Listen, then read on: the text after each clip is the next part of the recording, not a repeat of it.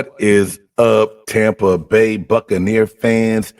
Happy Victory Monday. That's right. Tampa Bay Buccaneers take on the New Orleans Saints, and the Saints do no marching in.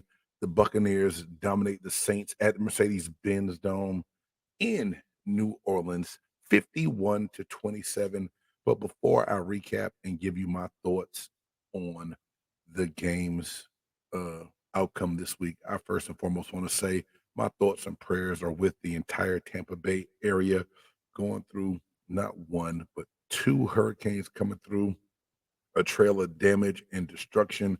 And I believe Mike Evans said it best that they were playing for something bigger than a football game. They were playing for the city of Tampa. So I've been putting Tampa strong on everything that I do these past couple of weeks. I'm no longer in Tampa, but my heart is still there. And so is my mom. So first and foremost, like I said, thoughts, prayers going out to the Tampa Bay and St. Petersburg area, all surrounding counties of having to deal with the damage of Hurricane Helene and Milton back to back. But speaking of storms, there was a storm in the dome yesterday, and first and foremost, man, I almost got ahead of myself. I'm not gonna lie to you. That game kicked off. We got up 17-0 early, and I said it was going to be a runaway. Next thing you know, Baker had a couple turnovers, and it looked like it was going to be a game. But lo and behold, the Buccaneers prevailed. Going to talk about several different things, but I'm probably going to state the obvious first. First and foremost, man, I have got to commend Baker Mayfield for his resiliency. So many people chime in all the time on all my social media stuff, and they like to poke fun that Baker Mayfield is the Buccaneers quarterback, that we have a leftover washed up quarterback. And all I can say is the man has found his confidence. He's found a way to play and be a player and get things done. And before we go into these stats and what Baker Mayfield did, most quarterbacks who end up throwing 3 interceptions in a game, they're going to fold under the pressure and be done. That didn't happen. And I'm going to say one of the interception wasn't really his fault. I'm going to say Cade Otton has to make that one catch. Needless to say, let's look at this rundown real fast on my thoughts of the game and what went well.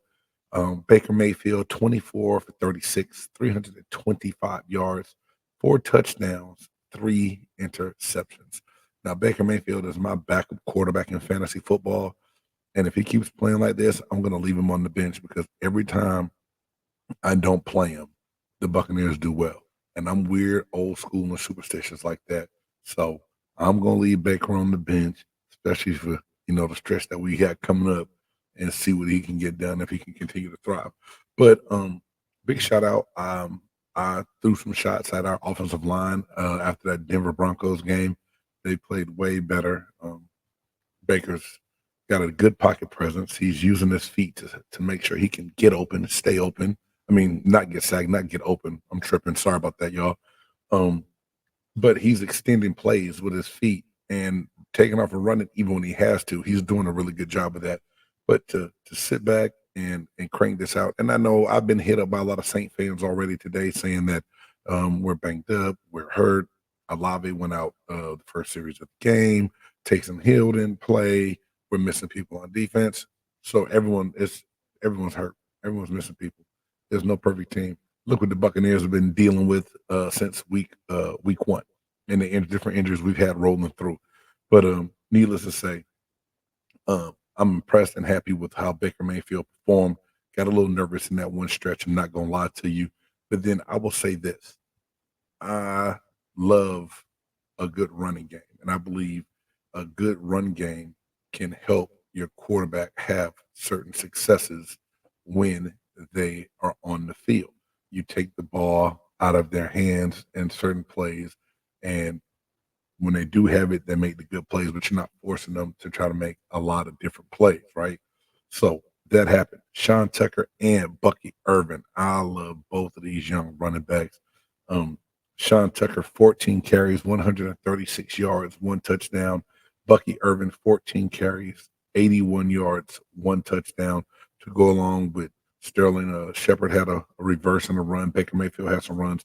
277 yards on the ground. That is big. When you compile yards like that on the ground and your quarterback has the day that he does, your offense should have success. They look really good getting things done. And then I can't forget Chris Godwin. Looked like Chris Godwin from a couple years ago when Brady used to hit him all the time. 11 receptions, 125 yards, 2 touchdowns to help complement that run game. And if this run game can continue to be the Buccaneers offense will be successful as well. And not to mention all the running backs that we have can catch well out the backfield as well. So it is awesome to see how these things have been going down, what they've been able to do, how they've been able to do it, and I'm excited to see what we can do. And I know coming up is going to be some real tests out there. Next, our defense. Um, Defense played well, but the yardage that they gave up is still a lot to me. Like 303 yards of total offense for the Saints that we gave up. But we did the job where we needed to pressure Spencer Rattler. He had some moments where I think the Saints have a decent young quarterback, being able to find him in the 5th round. But the defense was able to put pressure on him in key situations and causing the 3 turnovers. Key. It helped us out a lot to get that ball back in extra possessions. Anytime you get extra possessions, it's a good thing. 5 sacks, so to be able to get to him and get him down to the ground was big as well. And it's got to get better. It's the NFL. I know things are going to happen, especially if you throw the ball a lot. Sometimes the yardage can be a little misconceiving. I do understand that, but I want to see us get that solidified a little bit more, especially with the test that we have coming up this next week, which I'm going to talk about here in a second. The defense, for the most part, played well, created turnovers to get us the extra possessions, got off the field when we needed to, and held the Saints to 27 points. Offense scoring 51. That was great. Like I said, I'm just on here happy and excited, celebrating Victory Monday for the Tampa Bay Buccaneers. But up next, Sunday night game, Raymond James Stadium. The Baltimore Ravens come into it's not Sunday night, Monday night. I'm tripping. Sorry, y'all. My schedule's all jacked up, man, being off today. Next up, Baltimore Ravens, Lamar Jackson, Derrick Henry, that offense, Zay Flower, they've been on fire after that slow start of the year that they had on to. They're hot right now. They're looking like the best team in the AFC. Okay, I'm just throwing shots at the Kansas City Chiefs. But the Baltimore Ravens are definitely one of the top 5 teams in the NFL right now.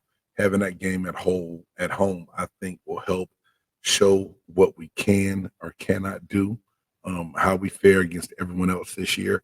And when so many people wrote the Buccaneers off, I've always said, sit back, watch, let's see what happens, and let everything take care of itself.